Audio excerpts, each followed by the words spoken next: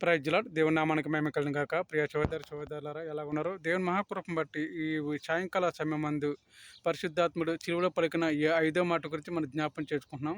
ఈ చక్కని అవకాశం ఇచ్చినందుకు దేవునికే మహిమ కలుగును గాక. చిన్న ప్రార్థన. మహాపరిశుద్ధుడా, ప్రేమగల తండ్రి, కృపల దేవ, సర్వోన్నతుడా, స్తోత్రమయ్య.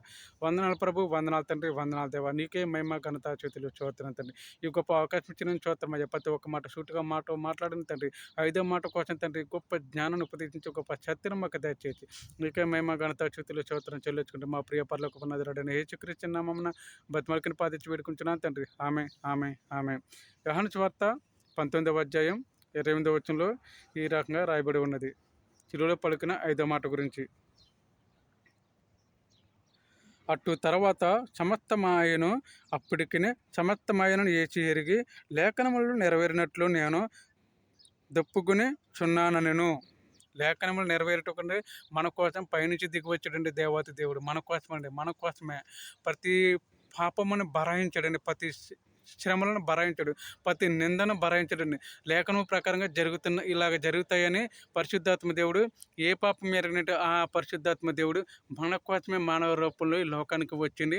అనేక మంది విధములుగా ఎన్ని శ్రమలు వచ్చినా, ఎన్ని బాధలు వచ్చినా, ఎంతమంది హింసించినా కానీ తండ్రి అయిన దేవుడండి ఒక్క మాట కూడా సమాధానం ఇవ్వకుండా ఆయన చేసిన పద్ధతుల ప్రకారంగా లేఖనంలో రాయినట్టు నెరవేరినట్లు ఈ లోకానికి వచ్చి ప్రతి ఒక్క మాట నెరవేర్చేలాగా చేశాడండి. దేవునికే మహిమ కలుగును గాక.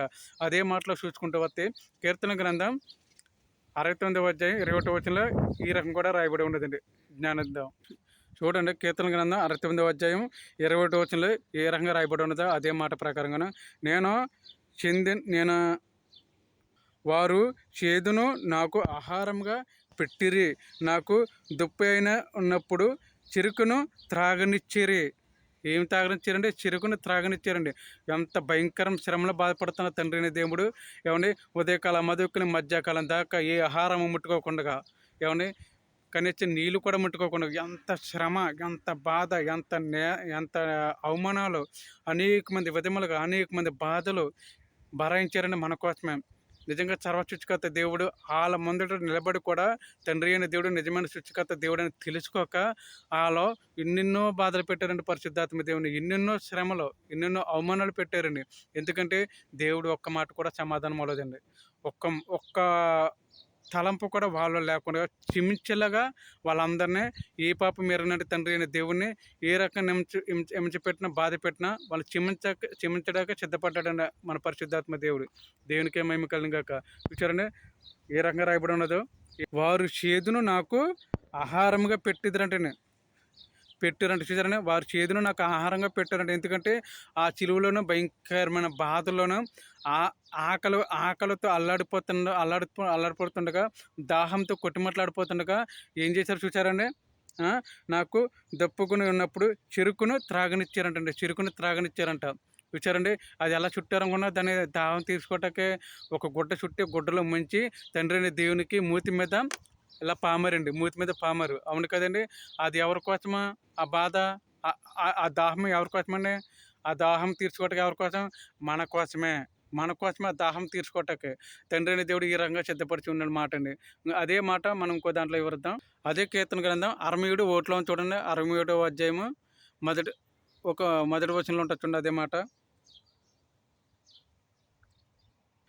కీర్తన గ్రంథం 63వ అధ్యాయం 3వ వచనంలో చక్కని మాట రాయబడి ఉన్నదండి. చూడండి. నీ కృప జీవము కంటే ఉత్తమాయను, నీ పెదవులు నన్ను స్తుతించును. అవును కదండి. ఎంత గొప్ప ప్రేమ గల దేవుడు చూసారండి. నీ పదవుల కంటేనే నీ కృప జీవము కంటే ఉత్తమాయను. అవును కదండి. పరిశుద్ధాత్మ దేవుడు ప్రేమ ఎంత గొప్ప ప్రేమ చూసారా? మన కోసం త్యాగం చేసిన తండ్రి, మన కోసం బలియోగమైన తండ్రి, ఏ పాపం ఎరుగని పరిశుద్ధాత్మ దేవుడు. ఇది నీ కోసమే, నీ బిడ్డల కోసమే, నీ కుటుంబం కోసమే. నువ్వు చేయని పాపానికి నా మీద నింద వేసుకున్నాను. ఏ పాపం ఎరగనట్టు నేను నీ కోసమే బలియోగమయ్యాను, నీ కోసమే చిలువలో రక్తం కాసని సూటిగా మనతో చెప్తున్నాడండి. దేవునికే మహిమ కలుగును గాక. ఎంత గొప్ప ప్రేమగల దేవుడండి. మన కోసం బలియోగమై ప్రాణం పెట్టి తిరిగి లేచిన సర్వశక్తిమంతుడు. దేవునికే వేలాది స్తుతులు, స్తోత్రములు. అలాంటి ప్రేమ నీలో ఏమైనా ఉన్నదా?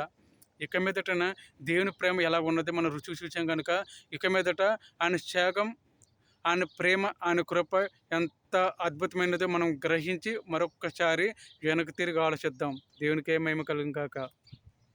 అదే కీర్తన గ్రంథం 22:19 వచనంలో చూడండి ఏ రకంగా రాయబడి ఉన్నదో. యెహోవా దూరముగా నుండకము, నా బలము త్వరపడి నాకు సహాయము చెయ్యుము. చూశారండి, సహాయం చేయమని అడుగుతున్నాడండి. యెహోవా దూరముగా ఉండకమని అడుగుతున్నాడు. ఎందుకంటే మనము తొట్టిల్లిపోతున్నాం అన్నిటికి విధములుగా. పరిశుద్ధాత్మ దేవుడు తండ్రిని అడుగుతున్నాడండి. యెహోవా నా దేవా దూరముగా ఉండకము, నా చెయ్యి విడవకము. ఈ నేను భయంకరమైన అగ్నిగుండంలో నేను ఆ చిలువ మీద బలియోగమై శ్రమలో అనుభవిస్తున్నాను. నా దేవ నన్ను ఎందుకు చెయ్యి విడిచితో తండ్రిని ఎంత బాధతో దుఃఖంతో వేదంతో అడుగుతున్నాడు. చూసారండి, అదే మాట. ఖండము నుండి నా ప్రాణమును, కుక్కలు బలము నుండి నా ప్రాణమును తప్పింపుము. కుక్కల నుండి నా ప్రాణమును తప్పింపుము అంటే దేవుడు ఏం చెప్తున్నాడు చూసారండి. ఆ మాటను కుక్కల మట్టి అర్థం చేసుకున్న పోతే అనేక మంది ఈ లోకంలో జీవించుతున్న వ్యక్తులు, విగ్రహారకులు, వ్యభిచారకులు, ఏమన్నా అనేక మంది మాంత్రికులు, ఇలాంటి వ్యక్తులు ఉన్నారు కదా, వాళ్ళ గురించి పరిశుద్ధాత్మ దేవుడు ఈ రకంగా చూటుగా మాట్లాడుతున్నాడండి. అనేక మంది బిడ్డలు తప్పిపోయిన వ్యక్తులు ఈ లోకంలో ఉన్నారు. అందుకే దేవుడు ఇది నీకోసమే షూట్గా మాట్లాడుతున్నాడండి. అవును కదండి. 21వ అధ్యాయంలో చూద్దాం. 22వ వచనం 21వ వచనంలో చూద్దాం. కీర్తనలో 22వ అధ్యాయం 21వ వచనంలో ఈ రంగా రాయబడి ఉన్నది. సింహపు నోటి నుండి నిన్ను రక్షింపుము, గుర్రపోతుల కొమ్మల నుండి నిన్ను రక్షించి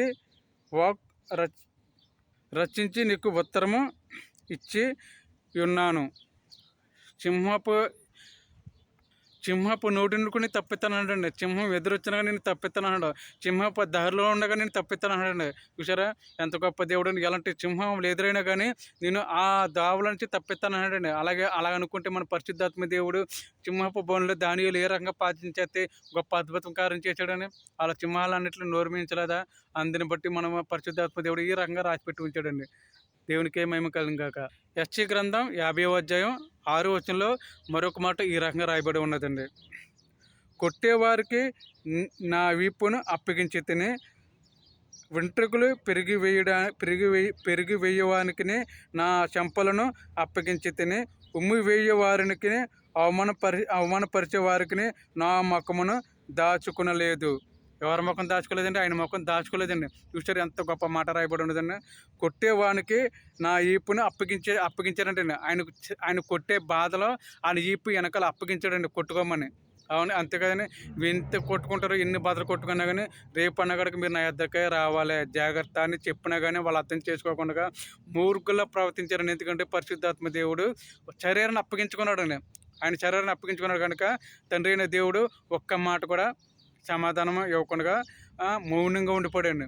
ప్రతి ఒక్క మాటకు భరించాడండి నన్ను, ప్రతి ఒక్క నిందకు భరించాడు, ప్రతి ఒక్క అవమానానికి భరించాడండి. చూసారా, వెంట్రుకలను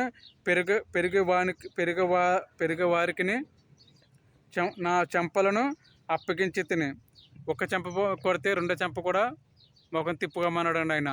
అందుకే చూసారా ఎలా రాయబడి ఉండదునో, ఉమ్మి వేయవానికి అవమానపరిచేవానికి నా ముఖమును దాచుకునలేదు. ఆయన ముఖం దాచుకోలేదు. చూసారు ఎంత అవమానపరిచినా కానీ ఆయన అలాగే చూశాడండి. అవును కదా, ఆయన ముఖం దాచుకోలేదు. చూసారా ఎంత గొప్ప దేవుడని. ఇది నీ కోసమే.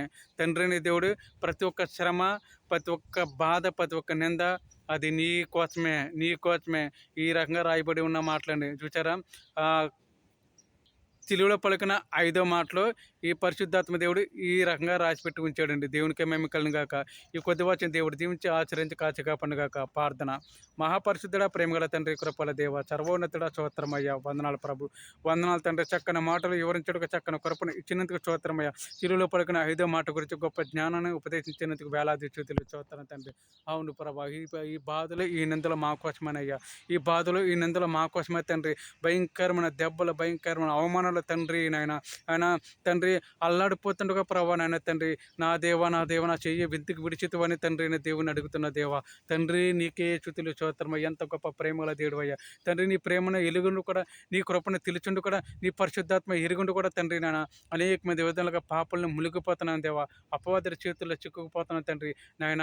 లేవనెత్తండి ప్రభు, కనికరించండి తండ్రి, దయచూపండి నాయన తండ్రి. నీ ప్రేమ ద్వారా, నీ కృప ద్వారా, నీ సాక్షిమైన ఉచితమైన ప్రేమ ద్వారా ఎల్లప్పుడూ తోడుగా ఉండే కృపను దయచే తండ్రి. ఈ చిలువ జ్ఞానాలు కూడుకల్లో నాయన తండ్రి, వీళ్ళంత ప్రార్థనలో ప్రభావ చిలువ జ్ఞానాలు జ్ఞాపం చేసుకోవడానికి చక్కని కృపను మాకు ఇచ్చినందుకు వేలాది కోట్లాది చుతులు స్తోత్రమయ్యా తండ్రి. ప్రతి క్షణం నీ చనులో ఎదిగే కృపను దయచేతండి, ప్రతి క్షణం నీ చనులో ఆరాధించే గొప్ప శక్తిని దయచేతండి, నేను జ్ఞాపం చేసుకున్న ఆత్మ తోడని దయచేతండి. ప్రతి ఒక్క కుటుంబాన్ని జ్ఞాపం చేసుకుంటుండగా నీ ప్రేమ, నీ కృప, నీ కాపుదలప్పుడు నిరంతరం కాచేకప్పుడు గొప్ప కృపను దయచేసి నీకేమేమో ఘనత చుతులు స్తోత్రం చెల్లించుకుంటూ మా ప్రియ పరలోకపు నజరేయుడైన యేసుక్రీస్తు నామమున బతిమలకిని పాదించి వేడుకుంటున్నాను తండ్రి. ఆమె ఆమె ఆమె ప్రైజ్లాడండి. మీ అందరికి వందనాలు.